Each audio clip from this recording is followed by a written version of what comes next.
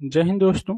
आपका स्वागत है आपके अपने YouTube channel learning point with Abhishek sir पर। दोस्तों, अगर आप चैनल पर नए हैं तो चैनल को सब्सक्राइब कर लीजिए और बेल आइकन प्रेस कीजिए ताकि आप डेली डिक्टेशन पा सकें। डिक्टेशन अच्छे लगे तो वीडियो को लाइक कर दीजिए, अपने दोस्तों को शेयर कर दीजिए और कमेंट करके हमें बताइए कि आपको ये डिक्टेशन कैसा लगा। डिक्टेशन शुरू होगी 5 सेकंड बाद।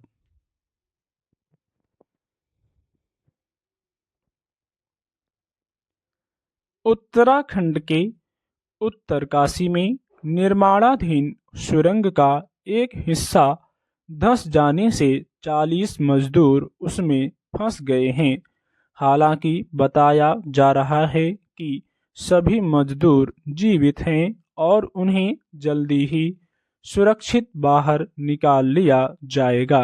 मगर इस हादसे के बाद एक बार फिर उत्तराखंड में चल रहे विकास कार्यों और पहाड़ों को काटकर किए जा रहे निर्माण आदि को लेकर स्वाभाविक रूप से सवाल उठने लगे हैं। बताया जा रहा है कि इस साल मार्च में भी इस सुरंग का एक हिस्सा धंस गया था, मगर गनीमत है उसमें कोई हताहत नहीं हुआ। यह हादसा भूस्खलन की वजह से हुआ। सुरंग का करीब 15 मीटर हिस्सा धंस गया। यह सुरंग ऑल वेदर रोड परियोजना का हिस्सा है जो गंगोत्री और यमुनोत्री को जोड़ती है।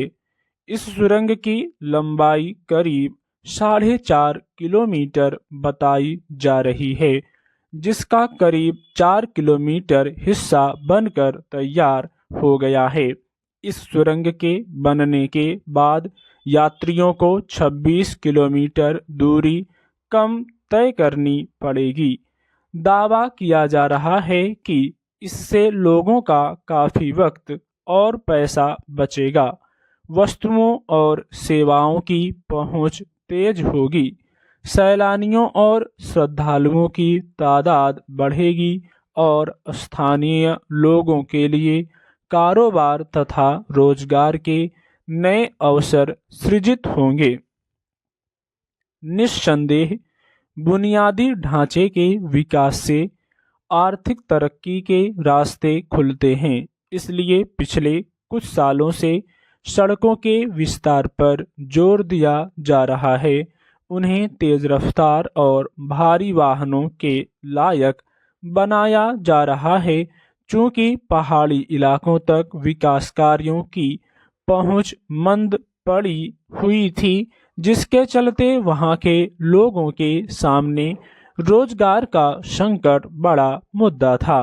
खासकर उत्तराखंड में इसके चलते काफी बड़ी तादाद में पलायन होने लगा। इसके मद्देनजर वहां अनेक विकास परियोजनाओं को मंजूरी दी गई। कंपनियों को अपने उद्यम शुरू करने को प्रोत्साहित किया जाने लगा।